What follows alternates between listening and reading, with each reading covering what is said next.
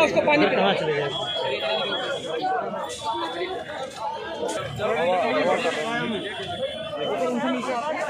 आइए सर।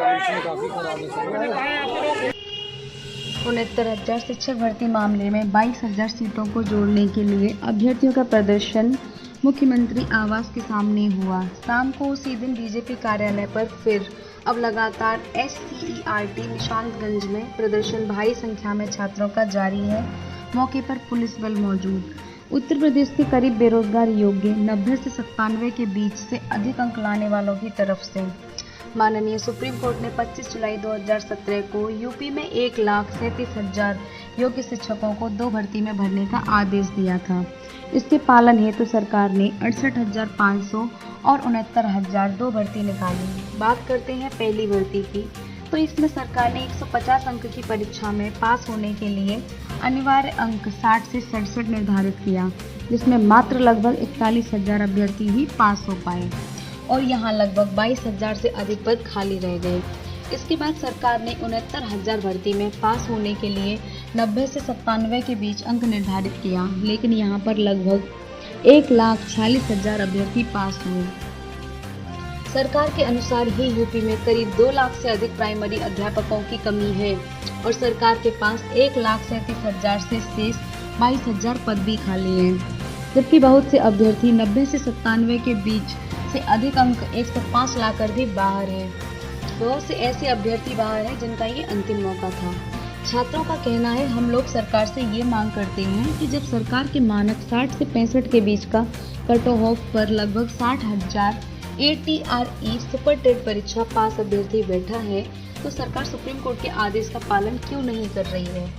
22,000 पदों पर इन 90 से 97 से अधिक अंक लाने वालों को नियुक्ति क्यों नहीं दे रही। श्रीमान जी, सरकार 1,37,000 में खाली रह गई 22,000 से अधिक सीट को अगली भर्ती में ले जाने की बात कर रही है, जबकि सरकार द्वारा जारी सभी मानकों को पार किए बेरोजगार अभ्यर्थी बैठे हैं। छात्रों का कहना है कि सरकार के पास पद भी खाली है और उन पद का बजट भी जारी हो चुका है और सरकार द्वारा जारी कठोर परीक्षा के बाद में लगाया मानक 90 से 97 को पास किए बेरोजगार अभ्यर्थी भी बैठे हैं।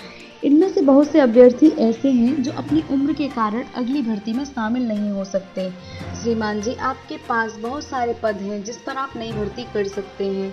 विगत 5 सालों में करीब 15,000 प्रतिवर्ष की दर से लगभग 75,000 प्राइमरी शिक्षक सेवानिवृत्त होते आए हैं।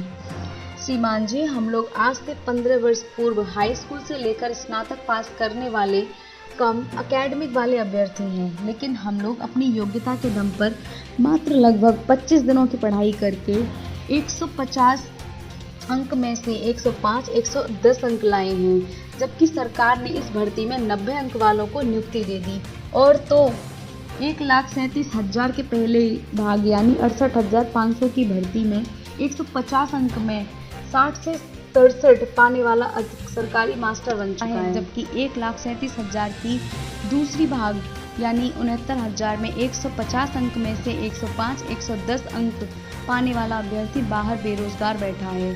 श्रीमान जी, ये कहाँ का साम्राज्य है, जबकि 68,500 और 69,000 दोनों भर्ती में एक जैसा सिलेबस था और एक जैसा सिलेक्शन प्रोसेस था। श्रीमान जी, इसी परीक्षा में जब आपने 60-65% का पासिंग मार्क्स लगाया तो हम जैसे कम एकेडमिक वाले जो आज से 15 वर्ष पूर्व हाई स्कूल से लेकर स्नातक किया था, एक उम्मीद की किरण जागी और हम सभी उसी दिन से आपका गुणगान करने लगे कि आप वास्तव में योग्यता के पक्ष में हैं। लेकिन जिस दिन रिजल्ट निकलने वाला था, आपकी परीक्षा कराने वाली संस्था ने सभी लोगों को फ्री के 3 अंक बांट दिए। साहित्यिक हिंदी के 3 ऐसे प्रश्न जिन पर किसी भी अभ्यर्थी ने आपत्ति नहीं की थी को आउट ऑफ सिलेबस बताकर। ये ऐसे प्रश्न थे जिन्हें हम 6ठी कक्षा में पढ़ते आए हैं और साथ ही इसी प्रकार के ऐसे ही साहित्यिक हिंदी के 5 प्रश्न यूपी टेट 2018 की परीक्षा में आपके द्वारा ही पूछे गए थे। तब वहाँ महोदय आपने ऐसे प्रश्नों को आउट ऑफ सिलेबस क्यों नहीं घोषित किए आखिर अब, जिसके कारण पहले ही जहाँ पास होने वाले कुल अभ्यर्थी मात्र 1 लाख से कम हो रहे थे, वहीं मुफ्त के 3 अंक बांटने के कारण पास होने वाले कुल अभ्यर्थी की संख्या लगभग 1,46,000 हो गई। अभ्यर्थियों का कहना 3 अंकों का फायदा उन लोगों को हुआ जो लोग आपके द्वारा निर्धारित पासिंग मार्क्स 90 से 97 से कम पा रहे थे, अर्थात 87 से लेकर 79 वाले और 94 से लेकर 96 वाले ऐसे लोग भी पास हो गए। श्रीमान जी, सिलेक्शन के लिए एकेडमिक के 40% अंक भी जुड़ते हैं। जिन लोगों की एकेडमिक अच्छी थी, सपा और बसपा के शासनकाल में हाई स्कूल से लेकर बीटीसी पास अभ्यर्थी और वे लोग सुपर टेट में पहले फेल थे और 3 अंक पाकर पास हुए थे, ऐसे लोग नौकरी में सिलेक्ट हो गए।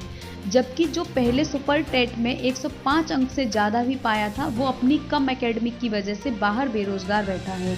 श्रीमान जी, इस भर्ती में अगर किसी का फायदा हुआ है तो वो पहले फेल और 3 अंक पाकर पास होने वाले अभ्यर्थी का हुआ है, जबकि हम जैसे बीजेपी के शासनकाल में पास होने वाले अभ्यर्थी बाहर हैं, भले ही हमारे सुपर टेट में 105-110 अंक हैं। श्रीमान जी, कोरोना जैसी महामारी के कारण इस वर्ष आप 1,37,000 में खाली लगभग 22,000 सीटों पर 90-97 से अधिक अंक लाने वाले को नियुक्ति दीजिए, क्योंकि 1,37,000 की खाली सीटों पर पहला हक इन 90 से 97 के कठोर मानक को पास करने वाले गरीब बेरोजगार युवाओं का है।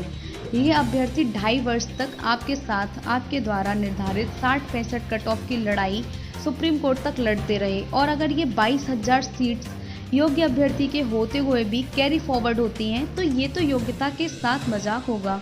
और अगले वर्ष आप चाहे जितने पदों पर भर्ती करें श्रीमान जी, 22,000 पदों को जोड़ने से हमारे उन अभ्यर्थी का भी भला हो जाएगा जो आपकी सरकार पर आरक्षण घोटाला का आरोप लगा रहे हैं, क्योंकि 22,000 सीट्स जुड़ने के बाद सबसे ज़्यादा ओबीसी वर्ग के लोग ही सिलेक्ट होंगे। आप अगली भर्ती में शिक्षा मित्रों को भी शामिल करके इस वर्ग की भी नाराजगी दूर कर सकते हैं, और ये 22,000 योग्य अभ्यर्थी और इनके परिवार का हर एक सदस्य आपके इस उपकार को आजीवन याद रखेगा कि आपने योग्यता को बेरोजगार नहीं छोड़ा। श्रीमान जी, हम लोग कोई गैर कानूनी तरीके से नियुक्ति की मांग नहीं कर रहे।